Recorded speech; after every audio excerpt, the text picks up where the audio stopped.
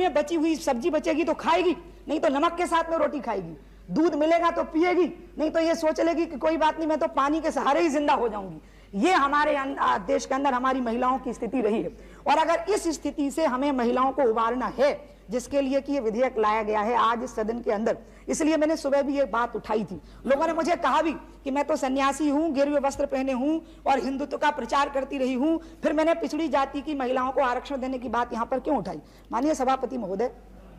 मैं निश्चित रूप से हिंदुत्व के प्रति अपनी बहुत ही आस्था रखती हूँ, हिंदुत्व को राष्ट्र की प्राण शक्ति मानती हूँ, मैं कठोर हिंदू मानी जाती हूँ, बड़ी कट्टर हिंदू मानी जाती हूँ। और आप अगर बुरा ना माने तो मुझे आमतौर पर एंटी मुस्लिम भी माना जाता है, खाली कट्टर हिंदू ही नहीं माना जाता। इस प्रकार की मेरी छवि है। राम जन्मभूमि के आंदोलन में मैंने बहुत काम किया, अपने प्राणों की भी बाजी लगाने के लिए मैं तैयार थी, लेकिन मैं ये मानती हूँ कि राम राज्य की स्थापना हो ही नहीं सकती थी जब तक कि राम रावण को ना मारते, और राम रावण को मार ही नहीं सकते थे जब तक पिछड़ी जाति में पैदा हुई शबरी के जूठे बेर उन्होंने खाए होते, जब तक केवट ने नाव में बिठा करके उनको पार ना लगाया होता, और जब तक वनवासियों ने, आदिवासियों ने और जंगल में रहने वाले भालुओं ने और बानरों ने, अंगद और हनुमान ने जब तक राम का साथ न दिया होता, क्योंकि लंका को जीतने के लिए राम का साथ देने के लिए अयोध्या से सेना नहीं आई थी, राम का साथ देने के लिए उनकी ससुराल जनकपुरी से उनके ससुर जनक ने सेना नहीं भेजी थी, सत्ता का सहारा नहीं लिया था राम ने रावण को पराजित करने के लिए।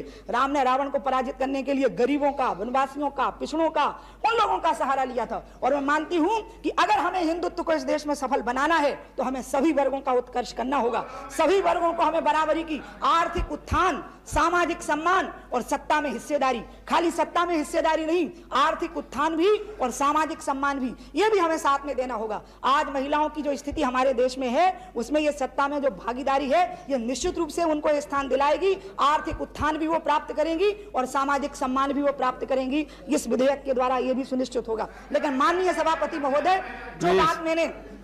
जो बात मैंने पहले उठाई थी वो मैं आज भी उठाना चाहती हूं। हमारे देश में महिलाओं को बहुत मार झेलनी पड़ती है, पिछड़ों को और दलितों को जैसी मार झेलनी पड़ती है वैसी ही लगभग स्थिति महिलाओं की अपने घर में होती है, सवर्णों के घर में भी, पिछड़ों के घर में भी और दलितों के घर में भी। लेकिन माननीय सभापति महोदय, दलित महिला को और पिछड़ी महिला को दुहरी मार झेलनी पड़ती है, एक तो दलित होने की मार और दूसरे पिछड़े होने की मार। और जब पिछड़े के घर में महिला होती है तो वो अति पिछड़ा होती है, और दलित के घर में जब कोई महिला होती है तो वो अति दलित होती है, क्योंकि उसको बाहर निकलने पर दलित होने का अपमान झेलना पड़ता है और महिला होने का अपमान भी झेलना पड़ता है, उसको पिछड़ा होने का अपमान भी झेलना पड़ता है और उसको महिला होने का भी अपमान झेलना पड़ता है। इसलिए दलित महिला को और पिछड़ी महिला को दुहरी मार झेलनी पड़ती है। और अगर इस दुहरी मार से उसको बचाना है तो इसका एक ही उपाय है। आखिर इस विधेयक का लक्ष्य क्या है, ये विधेयक यहाँ पर लाया क्यों गया है? माननीय सभापति महोदय, मैं उपदेश देने के लिए नहीं बोल रही हूँ, मेरी टांग में तकलीफ है, मैं बहुत देर तक खड़ी भी नहीं हो पाती हूँ, मैं ये बात गले से नहीं कह रही हूँ, अपने हृदय से कह रही हूँ। विधेयक हम यहाँ क्यों लाए हैं?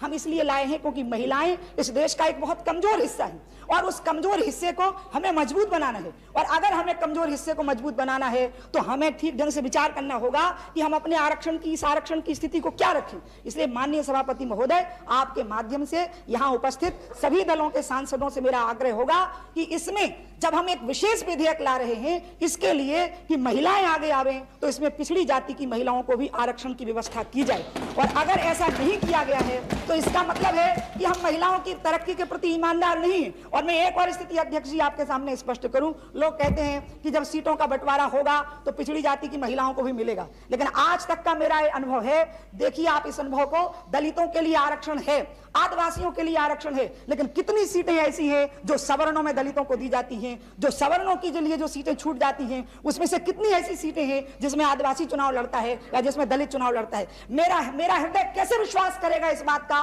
कि अगर पिछड़ी जाति की महिलाओं को आरक्षण नहीं मिला तब भी उनको जो जनरल सीटें होंगी उसमें से कितनी सीटें महिलाओं को दी जाएंगी और कितनी सीटें पिछड़ी जाति की महिलाओं को दी जाएंगी। सभी राजनीतिक दलों का अनुभव मुझे बार बार इस बात के लिए प्रेरित कर रहा है कि मुझे पिछड़ी जाति की महिलाओं के हक के लिए यहाँ लड़ना चाहिए और मैं लड़ूंगी। इसके लिए मैं मरने और मिटने के लिए तैयार रहूंगी। जैसे मैं राम जन्मभूमि में मंदिर के निर्माण के लिए लड़ी थी, इसी तरह से मैं शबरी की झोपड़ी के लिए लड़ने की तैयारी में हूं। और यहाँ उपस्थित सभी सांसदों से मेरा आग्रह है कि अगर आप ईमानदारी से पिछड़ी जाति की महिलाओं को और इस देश की गरीब, दलित और अति दलित, पिछड़ी और अति पिछड़ी महिलाओं को अगर आगे लाना चाहते हैं और सभी वर्गों की महिलाओं को अगर आगे लाना चाहते हैं, भारत को अगर मजबूत करना चाहते हैं और हिंदुत्व को अगर मजबूत करना चाहते हैं तो हिंदुत्व को मजबूत करने के लिए सभी वर्गों को मजबूत करने की हमें तैयारी करनी चाहिए। और इसलिए विशेष अगर विधेयक है तो इसमें यह भी विशेष प्रावधान लाया जाए। ये माननीय सभापति महोदय, मेरा आपके माध्यम से संसद से निवेदन है और इसके लिए मैं बहुत लड़ने और मरने की तैयारी में यहाँ पर हूं। और मेरा आग्रह होगा यहाँ पर कि हम और भी कुछ बातों पर विचार करें